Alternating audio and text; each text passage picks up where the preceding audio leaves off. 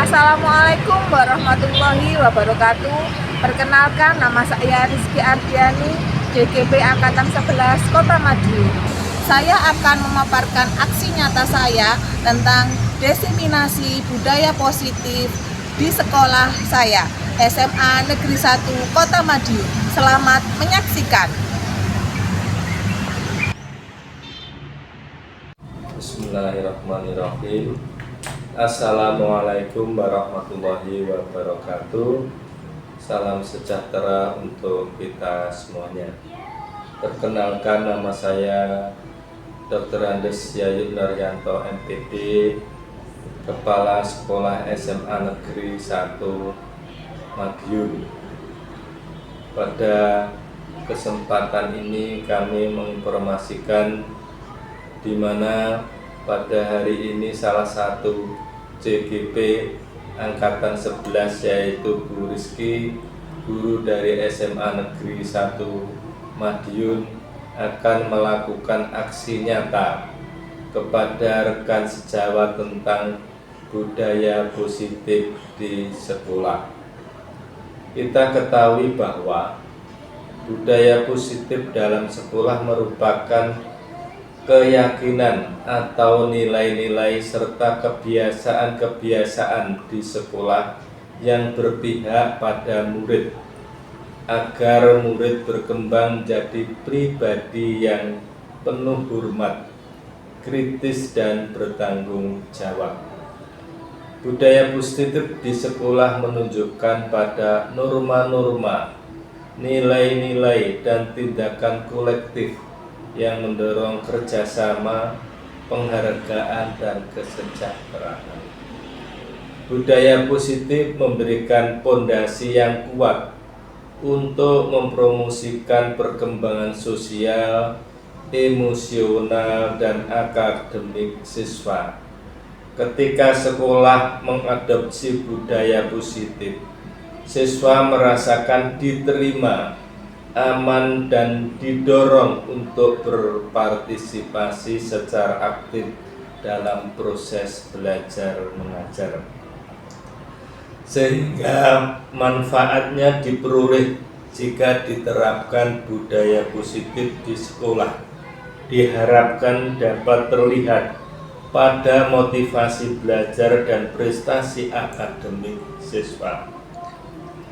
Ketika siswa merasa terlibat dalam lingkungan yang positif, mereka akan cenderung lebih termotivasi untuk belajar, menjalin hubungan yang sehat, dan mengatasi tantangan dengan penuh percaya diri.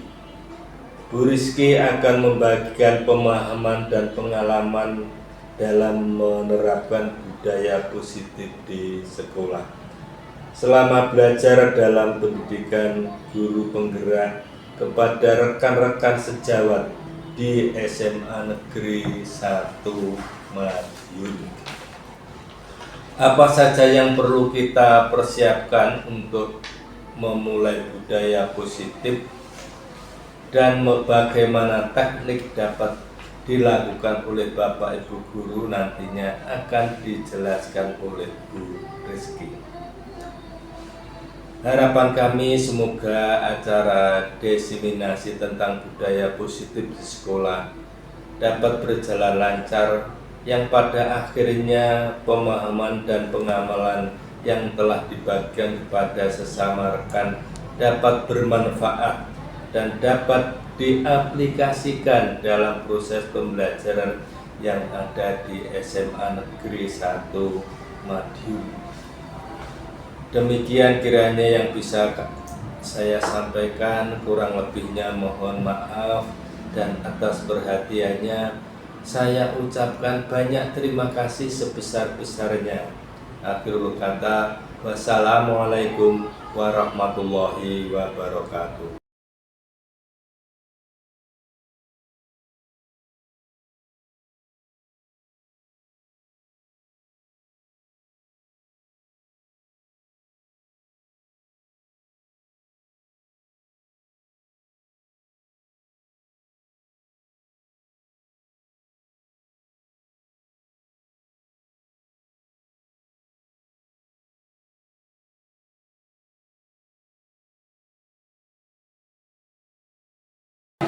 Bismillahirrahmanirrahim. Assalamualaikum warahmatullahi wabarakatuh. Waalaikumsalam warahmatullahi wabarakatuh. Selamat siang, salam sejahtera untuk kita semuanya. Rabbi sholli sadri wa yassir li amri wahlul 'uqdatam min lisani yafqahu qawli. Yang terhormat Bapak Ibu guru pendidik IPA yang berbahagia, pertama-tama mari kita mengucapkan puji syukur kehadirat Allah Subhanahu wa taala karena atas limpahan rahmat, karunia dan nikmatnya sehingga pada hari ini kita bisa hadir dan bersilaturahmi dalam acara menyebarkan pemahaman dan penerapan pengalaman budaya positif oleh Ibu Rizky Ardiani SPD dalam keadaan sehat walafiat tanpa kurang suatu apapun. Yang kedua, saya ucapkan terima kasih banyak kepada Bapak Guru semuanya yang bersedia dan berkenan hadir untuk acara ini. Mudah-mudahan ikhlasan panjenengan semuanya dicatat sebagai amal kebaikan oleh Allah Subhanahu wa taala. Sebelum saya memulai dan mengawali acara ini, perkenalkan saya Tati Indriyanti sebagai pembawa acara yang akan memandu jalannya acara Presidensi Budaya Positif dari awal hingga akhir. Sebelumnya izinkan saya berpantun terlebih dahulu. Nanti mohon Bapak Ibu bisa merespon dengan kata cakep. Saya mulai. Pergi jauh ke Pulau Malaka, naik haji ke Kota Mekah.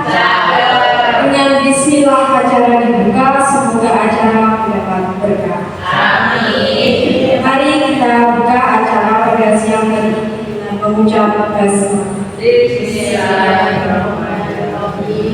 Untuk acara selanjutnya yaitu menyanyikan lagu Indonesia. Dimohon kepada Bapak Guru untuk berdiri. Kepada petugas kami persilakan.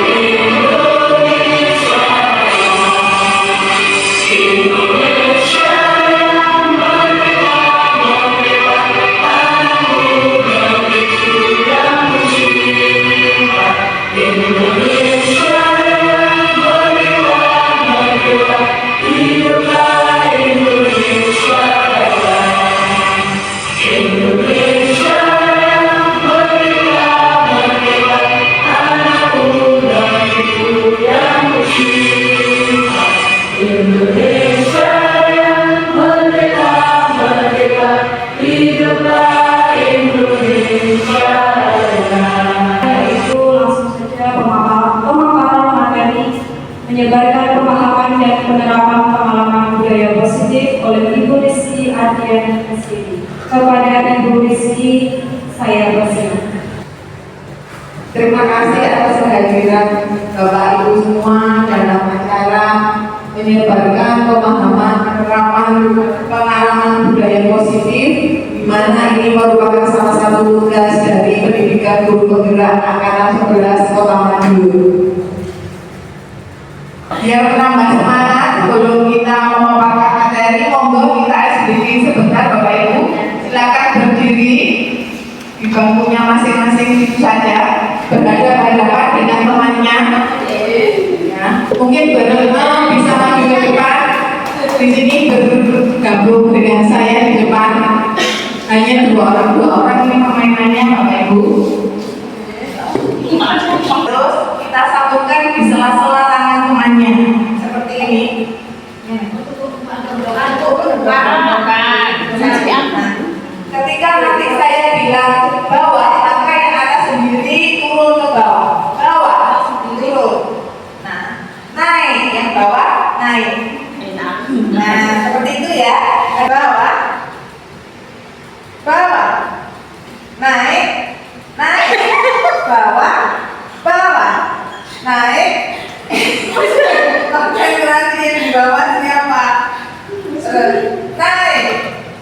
naik, naik, bawah, naik.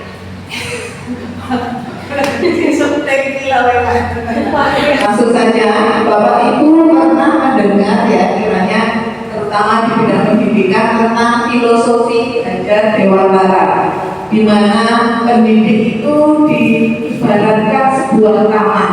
Taman itu tempat tumbuhnya aneka ragam tanaman, baik itu buah, bunga dan sebagainya. Di mana untuk mendapatkan buah yang sempurna maka diperlukan adanya lahan yang baik, pengolahan yang baik oleh seorang petani. Petani itulah kita sebagai pendidik Bapak Ibu. Untuk mengolah lahan perlu adanya pupuk, perlu adanya nutrisi juga. Pengolahan lahan yang tepat maka akan menghasilkan buah yang manis, yang banyak, dan tentunya barokah buat kita semua, buat petaninya khususnya ya. Nah, buah itu diibaratkan peserta didik kita Bapak Ibu. Maka untuk mendapatkan generasi yang unggul, generasi yang bisa menjadi penerus bangsa, kita sebagai petani atau pendidik ini harus mengupayakan dengan segala daya upaya, terutama untuk sikap disiplin positifnya agar benih tersebut dapat bermanfaat di hari kemudian. Demikian Bapak Ibu. Nah, untuk buahnya itu biar bermanfaat maka kita pupuk dengan adanya budaya positif. Budaya positif merupakan perwujudan dari nilai atau keyakinan universal yang diterapkan di sekolah. Jadi di lingkungan sekolah itu sudah harus mulai dibiasakan adanya budaya positif.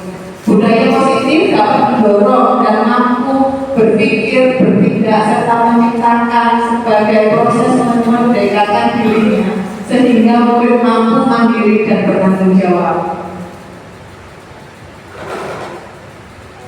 Nah, sebelum kita menanjak ke inti materi, ada beberapa pertanyaan yang ingin saya tanyakan kepada Bapak Ibu sekalian. Yang pertama, apakah hukuman dapat mendisiplinkan murid? Kira-kira Bapak Ibu setuju apa tidak? Hukuman itu bisa mendisiplinkan murid? Tidak setuju.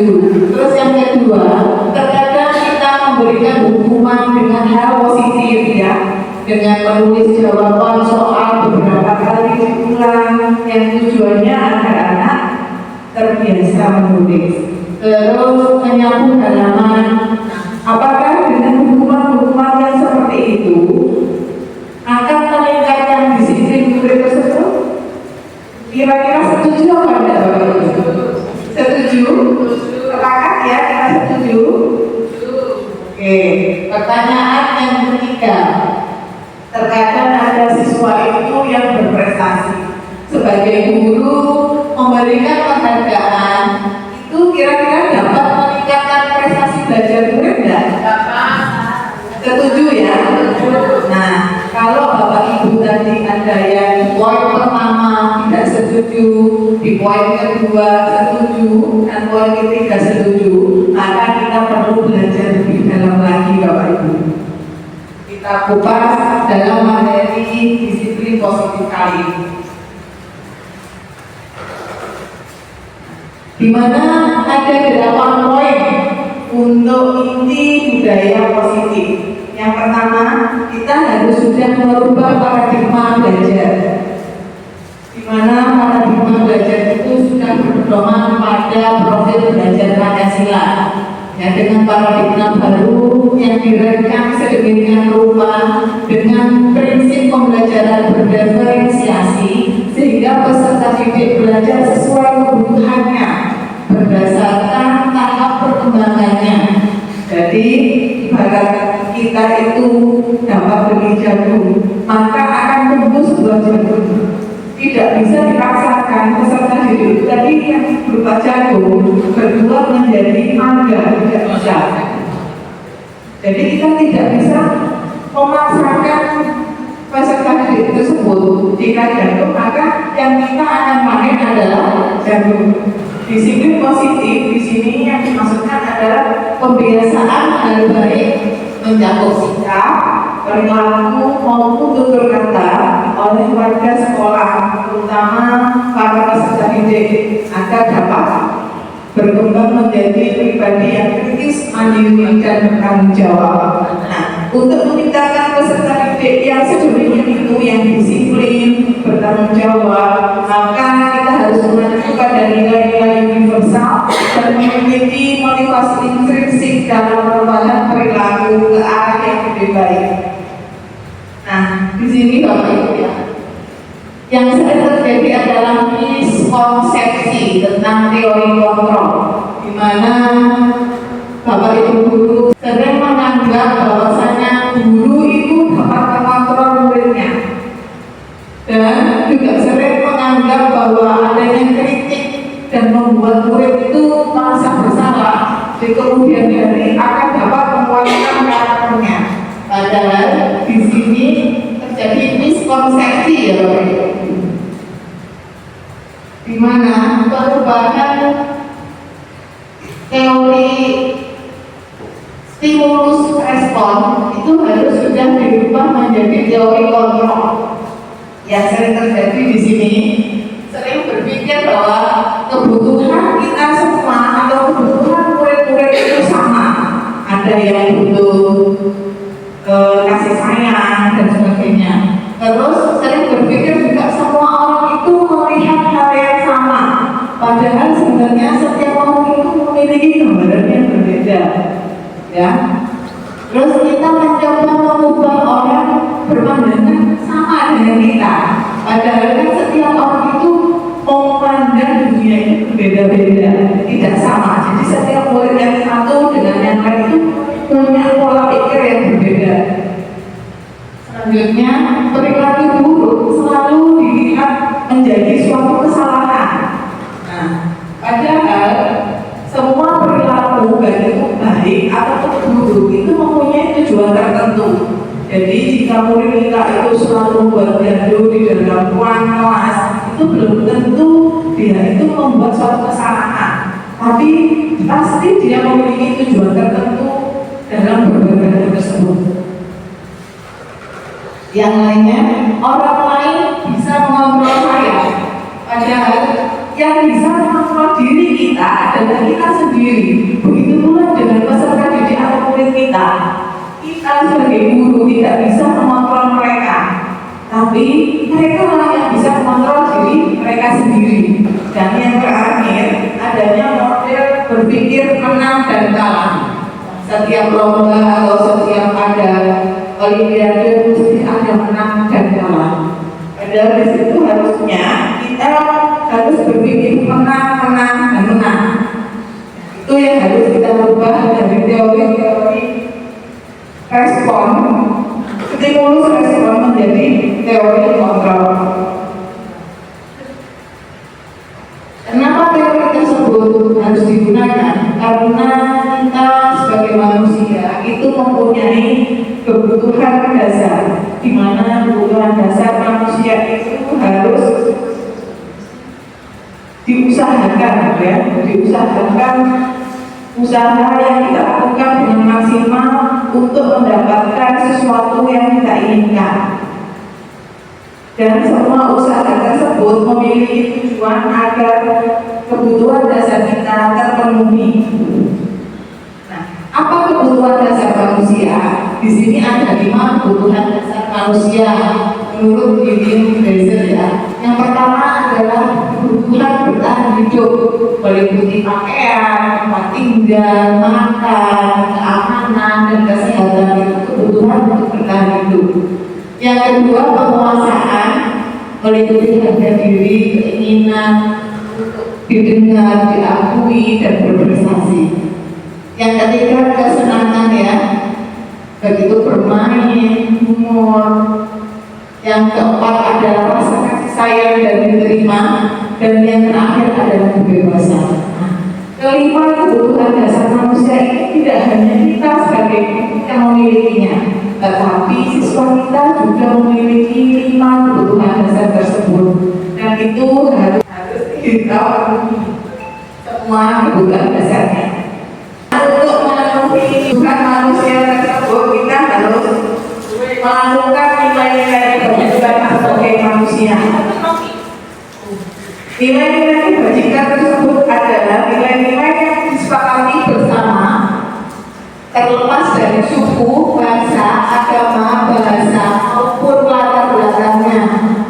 Di sini ada nilai beriman dan bertakwa kepada Tuhan dan berakhlak mulia serta berkebinekaan global, gotong royong, mandiri, kreatif dan benar-kritis. Selanjutnya ada nilai toleransi, rasa hormat, integritas, mandiri, menghargai, simpati, percaya diri, berkomitmen dan lain sebagainya. Selanjutnya nilai untuk keterampilan hidup yang harus kita kuasai adalah dapat dipercaya,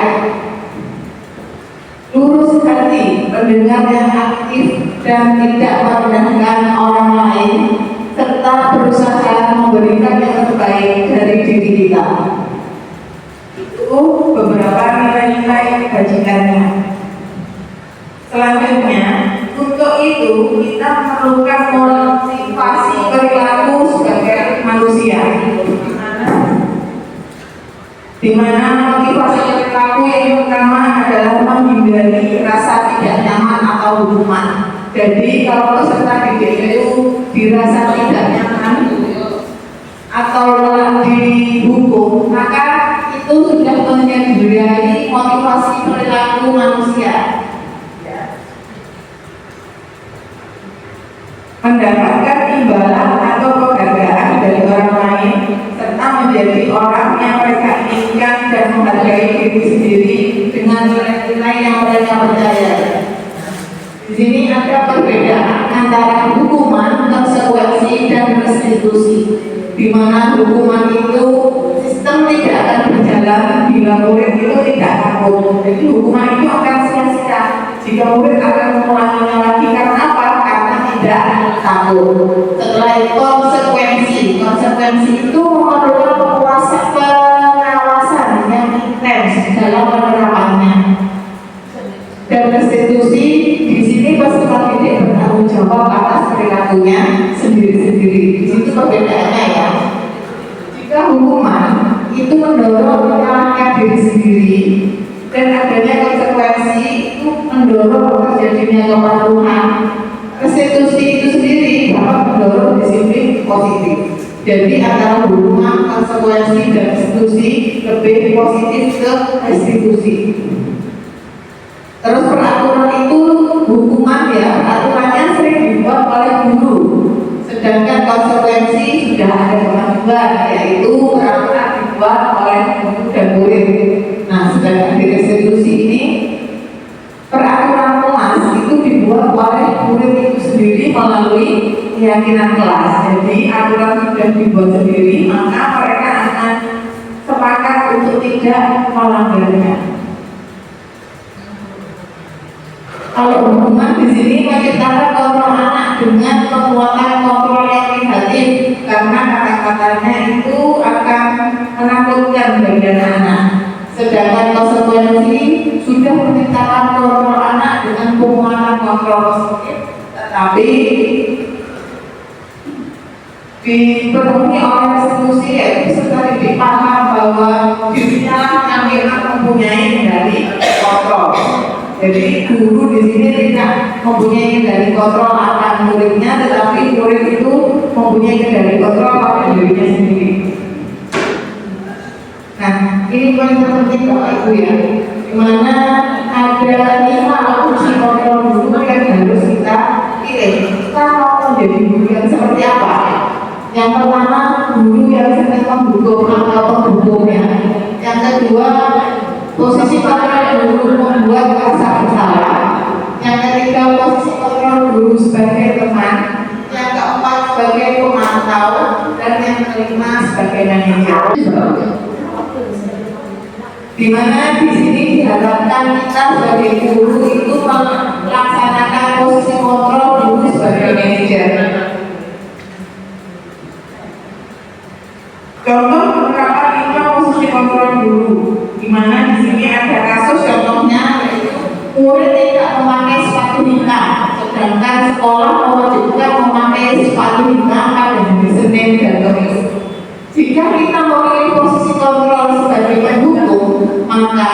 murid tersebut akan dijadwali teman berlari mencari lapangan sebanyak 10 kali. Dan jika kita mengambil posisi kontrol guru sebagai pembuat rasa bersalah, maka kita mengingatkannya dengan harus berapa kali diingatkan. Jadi agak harus sedikit daripada seorang guru.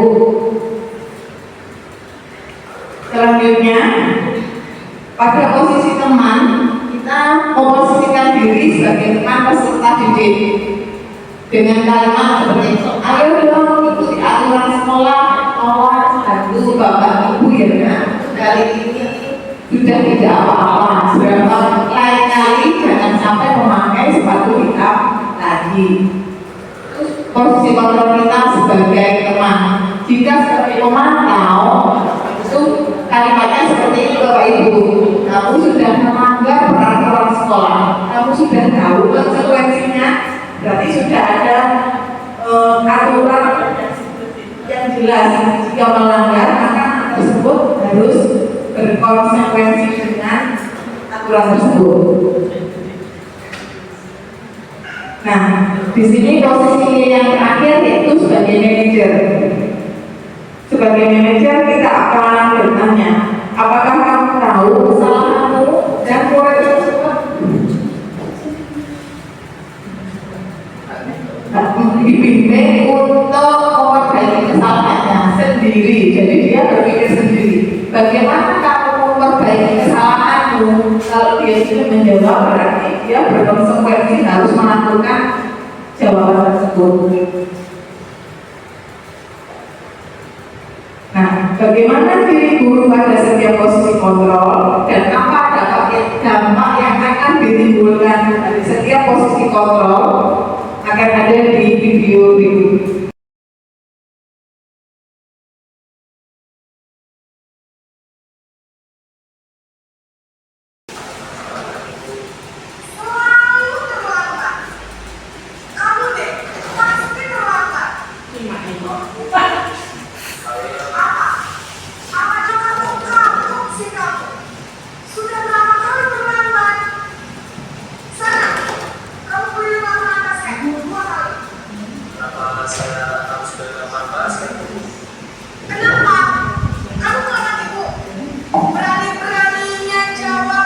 Dari video tersebut kita bisa memilih mau memposisikan diri kita dalam posisi kontrol seperti apa.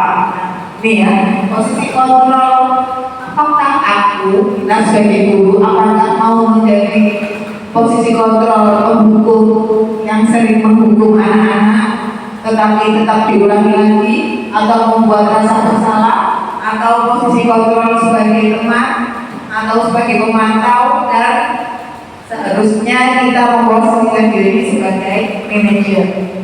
Tentang keyakinan kelas. Di sini keyakinan kelas itu merupakan inti dari atmosfer belajar yang positif, di mana siswa merasa didukung, termotivasi dan percaya diri dalam menghadapi tantangan pembelajaran. Nah, sebelum kita memulai pembelajaran, biasanya di awal pertemuan, setidaknya kita membuat satu keyakinan kelas.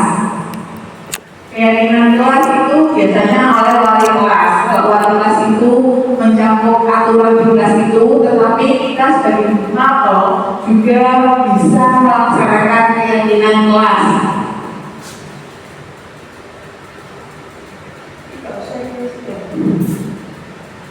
Bagaimana cara membuat keyakinan kelas?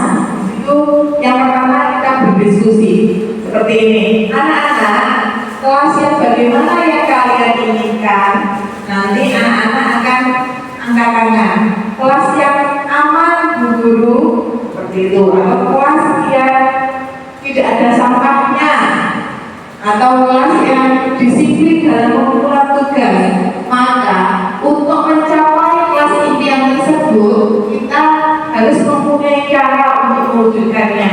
Contohnya, untuk kelas yang bersih dengan menjaga kebersihan. Kalimat untuk keyakinan kelas itu kalimat yang positif. Jadi jangan ada kata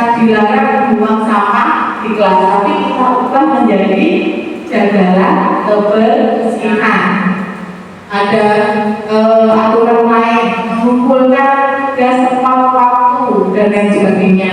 Nah, aturan tersebut, keyakinan tersebut kita sepakati bersama antara guru dan peserta didik.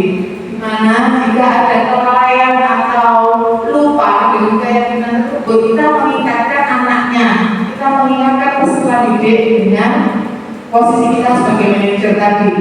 Jika dia lupa melakukan keyakinan kelas, maka saya yakin anak tersebut akan tidak mengulanginya lagi karena dia sudah membuat keyakinan itu sendiri dan akan melakukan keyakinan yang mereka sepakati.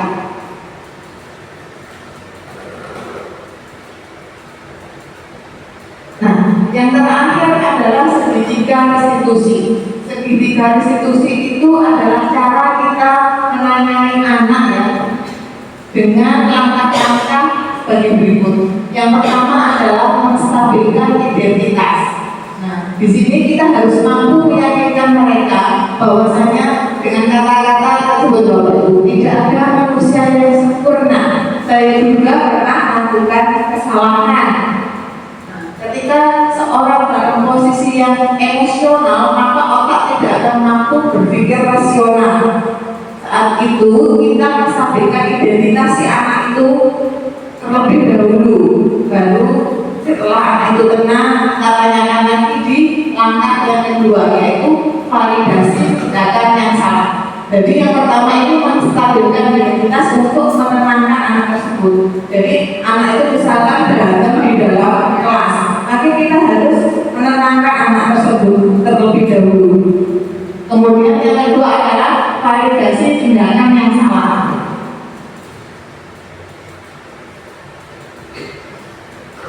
Dengan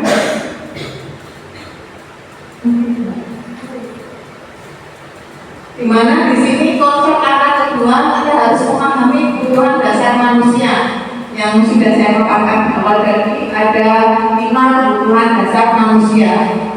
Itu harus kita ingat bahwasanya tidak ada anak itu yang mau disalahkan, maka harus hati-hati di validasi tindakan yang salah. Menurut teori kontrol, semua tindakan manusia baik atau buruk pasti memiliki tujuan dan maksud tertentu.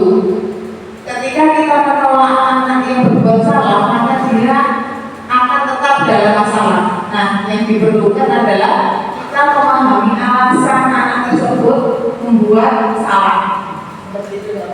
Sehingga akan anak itu bisa dipahami. Kira-kira apa? 27.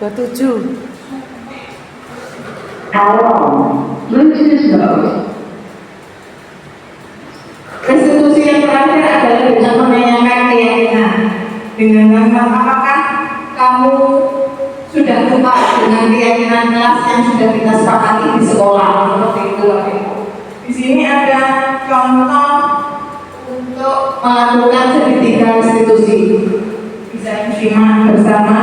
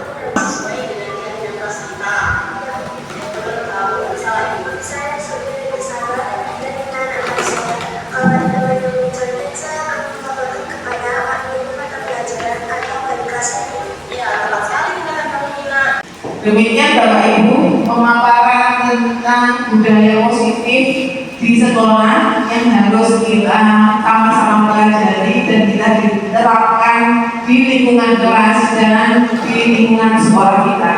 Jika kita sudah menerapkan di kelas, maka kita harus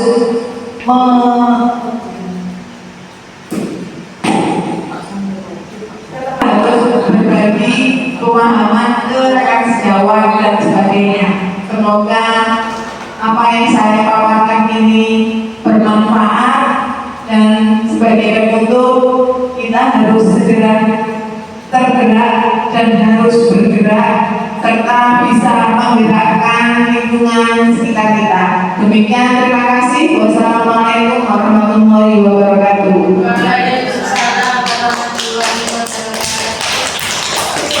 Rizky yang sudah memaparkan materi tentang budaya positif yang ada di sekolah. Untuk materinya sangat menarik dan inspiratif sekali bagi kita sebagai pendidik. Nanti bisa kita praktekkan secara bersama-sama. Untuk selanjutnya yaitu sesi tanya jawab, akan saya batasi 3 pertanyaan. Monggo Bapak Ibu yang ingin bertanya, kami persilakan. Waktu yang diberikan di sini, saya mau menanyakan jika ada teman sejawat yang melakukan hukuman fisik, apa yang harus kita lakukan? Waalaikumsalam. Mulyani Menteri. Nama saya Sri Wahyuningsih dari SMKN 1 Madiun. Profesi saya sebagai guru. Saya mau menanyakan dari pemaparan yang Bu Rizky sampaikan. Di sini saya punya unek-unek atau pertanyaan. Bagaimana jika ada teman sejawat yang melakukan hukuman fisik, apa yang harus kita lakukan? Terima kasih. Assalamualaikum warahmatullahi wabarakatuh. Waalaikumsalam. Ya, terima kasih kepada Ibu Sri. Kemudian untuk pertanyaan selanjutnya, atas waktu yang telah diberikan. Perkenalkan, nama saya Retno Krisnawati, saya guru SMA 1 Madiun. Di sini saya mau bertanya nih atas paparan dari Bu Rizky, bagaimana tanggapan panjenengan jika seorang siswa sering sekali melanggar peraturan, bagaimana sikap dan tanggapannya? Begitu pertanyaan saya, terima kasih. terima kasih kepada berikan pertanyaan. Kemudian selanjutnya untuk pertanyaan terakhir, adakah yang mau bertanya? Assalamualaikum warahmatullahi wabarakatuh.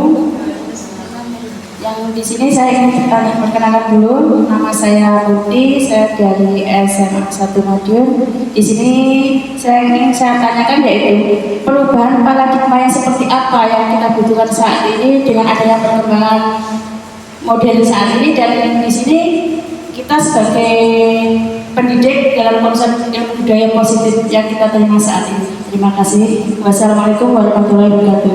Terima kasih kepada yang bertanya. Untuk ini kami persilakan kepada Ibu Rizky untuk menanggapi. Monggo. Terima kasih kepada Bu Sri, Bu Retno, Bu Murti yang telah mengajukan pertanyaan. Saya akan menjawab pertanyaan pertama dari Bu Sri.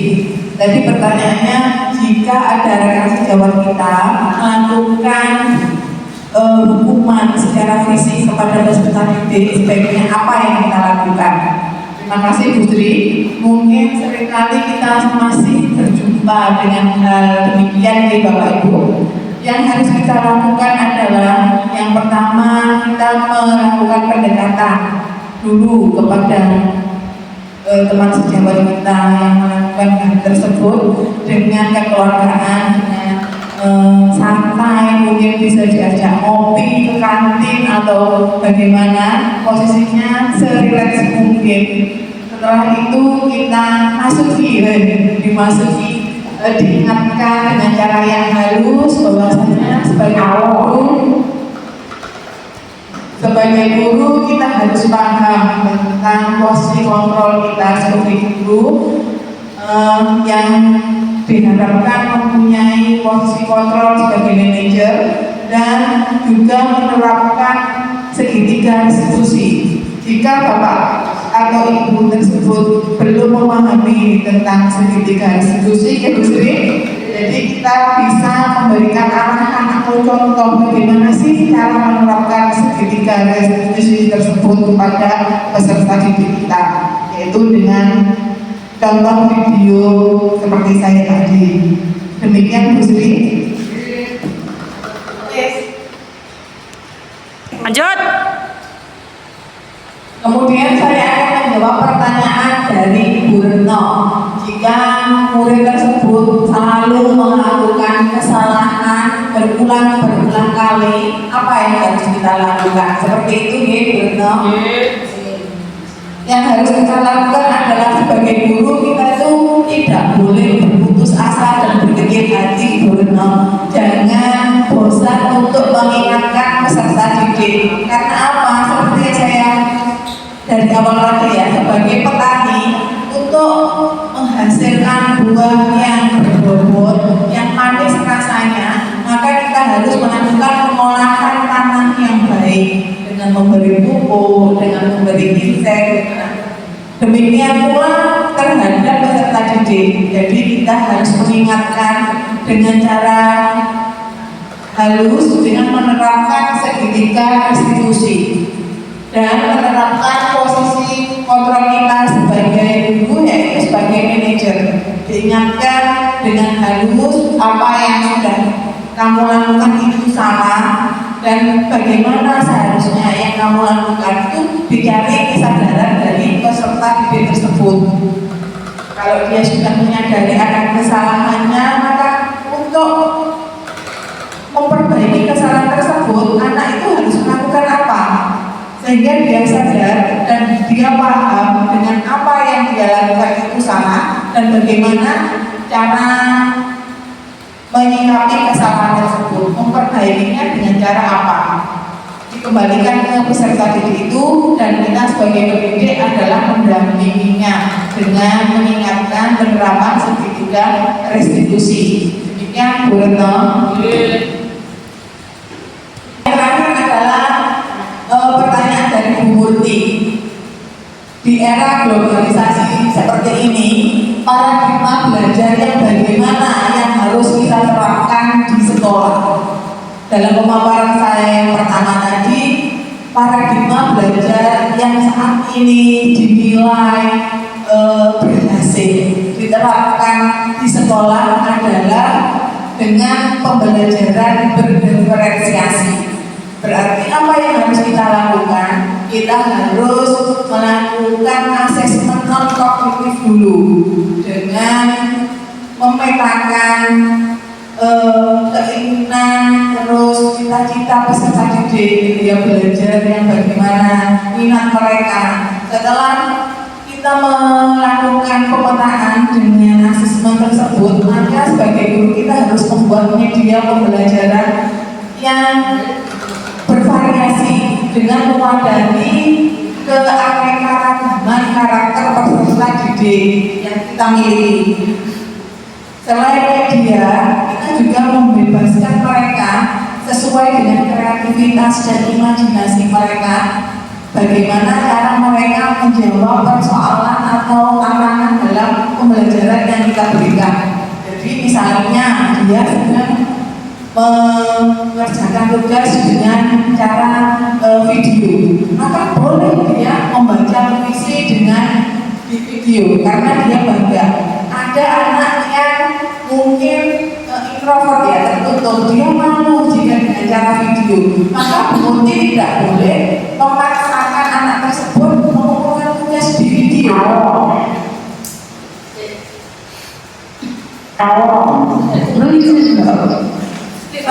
Jadi itu anak yang suka menulis, maka diperbolehkan mengumpulkan puisinya dengan ditulis. Kalau ada yang suka merekam, mungkin dia malu, tapi dia juga tidak suka menulis dengan suaranya, nanti boleh dengan audio. Jadi dibebaskan anak itu untuk mengerjakan tugasnya, tetapi tetap dalam pantauan guru dan sesuai dengan tujuan pembelajarannya. Demikian Bu Murti. Jadi pembelajaran yang efektif sekarang yang bisa dilakukan adalah pembelajaran berdiferensiasi. Terima kasih kepada Ibu Rizky yang sudah menjawab pertanyaan dari teman-teman guru yang ada di sini. Baiklah, di penghujung acara sebelum saya tutup, saya akan menyimpulkan dari kegiatan acara yang sudah disampaikan oleh Bu Rizky. Itu tadi kita sudah mengerti apa budaya positif di sekolah, yaitu budaya yang merujuk pada norma-norma nilai-nilai dan tindakan kolektif yang mendorong kerjasama, pembelajaran dan kesejahteraan. Lalu kemudian kita sudah dijelaskan mengapa budaya positif itu penting untuk diterapkan, karena budaya positif bisa memberikan fondasi yang kuat untuk mempromosikan perkembangan sosial, emosional, dan akademik siswa. Kemudian tadi juga sudah dijelaskan bagaimana penerapan budaya positif di sekolah, yaitu dengan Diskusi dan memahami posisi kontrol guru. dengan Segitiga restitusi. Dengan menerapkan. segitiga restitusi. Sebelum saya tutup acara pada siang hari ini, izinkan saya untuk berpantun. Jangan lupa untuk merespon dengan mengucapkan kata Cantik. siang hari makan wajib.